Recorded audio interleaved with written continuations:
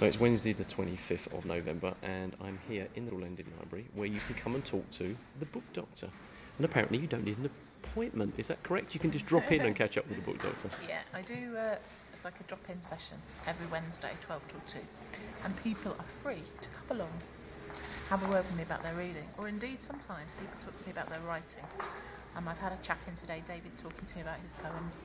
Because he's somebody who went along to Word, the spoken word poetry night that's on at the Y Theatre. That's on the first Tuesdays of the month. And he started writing poetry because he'd been there. And it's just fabulous to see his poems. They're really good. So he was actually inspired by going along to one of the Word events? Absolutely, hadn't written any poetry until he went along. And he's performed at several of the evenings and he's written some really good poems. So it's not just about reading, although most people do talk to me about reading. Now most people will probably will recognise you as the book doctor for Leicester Library Service, either through their Leicester Link magazine that they get from the City Council, or this big poster there's now of you in the window of Central Lending Library. That's right, yeah. Take me through a typical example. You're here today, someone comes in and says to you, I'm into reading Martina Cole, but I've kind of read all of her books. Do you then kind of go about diagnosing what they can read next? The thing is, I don't know everything, but I know how to talk to people, and that's what I do. So when people come in, I talk to them about what they like, what their reading is, what they like to, how they choose a book.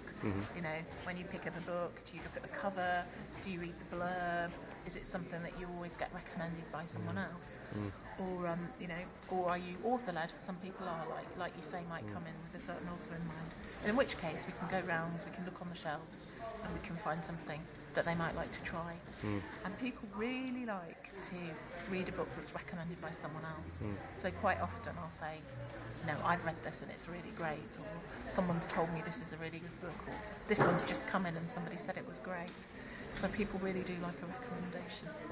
It's quite strange, isn't it, when you talk to different people about how they go about the process of reading. I mean, I'll give you two examples. First of all, myself, I'll pick up, I was recommended to read a Clive Cussler book. Oh, yeah. I then must have read 10 back to back and almost shut out the outside world, and then find it very difficult when I've finished a book sometimes to then pick the next one up, and I probably haven't read a book for 18 months. Have you not? And then I'll go through, say Christmas will come and I'll get given a book and I'll read 3 or 4. Do you find people read in fits and spurts like that? Yeah, some of them do. Some people read all the time, and they'll have books on the go upstairs, downstairs, one in the bathroom, one at bedtime, several things downstairs. Some people read one book and they'll just read it from beginning to end. Some people will not stop reading once they start. Some people will get rid of a book if they don't like it after 50 pages or 10 pages or 1 page, you know. Everybody's different. Everybody's reading style's different. So it's just when you're book doctoring, it's just tapping into you know, what people are interested in and how they read. What's very interesting, another fascinating, quirky one, I think.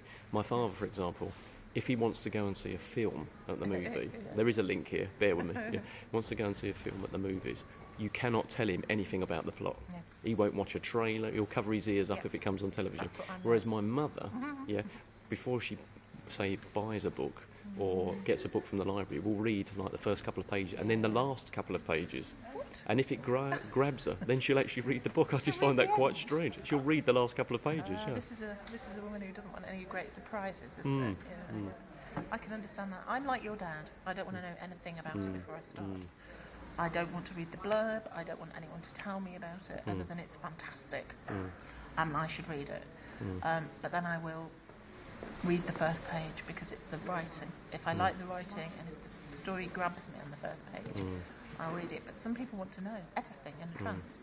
But I'm a person who reads the reviews after I've read the book to see if I agree with them. That's interesting. So you'll read the reviews after you've read the book. Okay.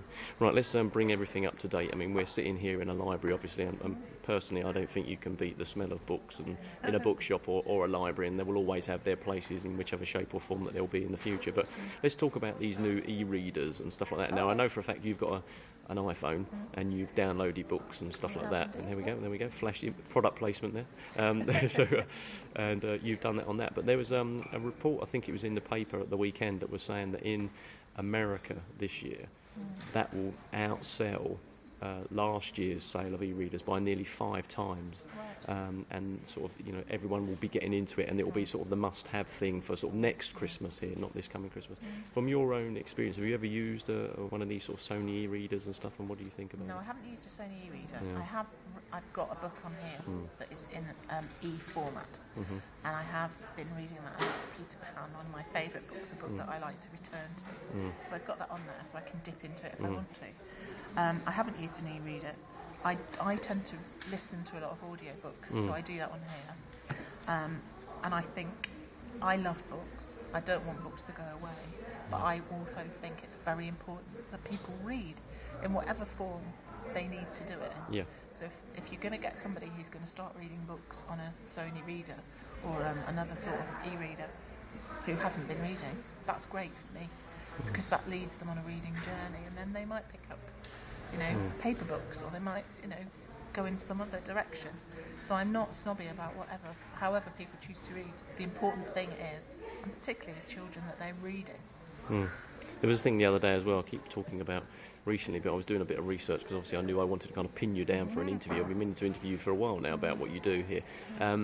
It was saying about that young people should be encouraged to read comics, because at least then it's starting them to get, or graphic novels, because at least it's starting to get that whole kind of reading habit, if you like. Do you think reading is a habit? It's habit forming. If you get into that habit, you will continue to do it? I think reading is something we need to enjoy, and I think sometimes children or young people feel that it's not an enjoyable thing. Whatever way into it that we can take them, which makes them realise that reading is a really fun thing to do. You can escape, you can live in somebody else's shoes for a while, you can have adventures, you can travel, you can time travel, you can do all those things.